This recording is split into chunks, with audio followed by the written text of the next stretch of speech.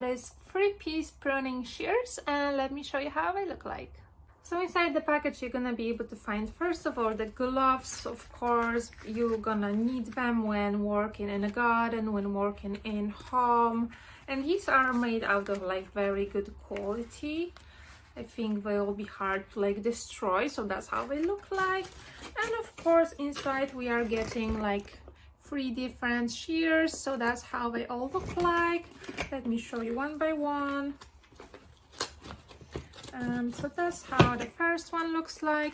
They are all made for like a light quality, light work around the house. Maybe I would not recommend using them for like twigs, for like trees maybe.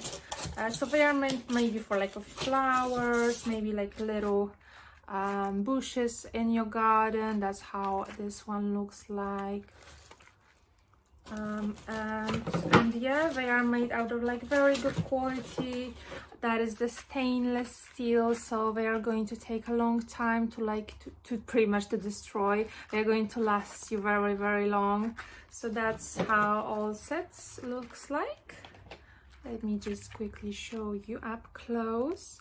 Very good quality again, and I'll be definitely using them in my house since I don't have a garden. So in this case, I think they will be great use.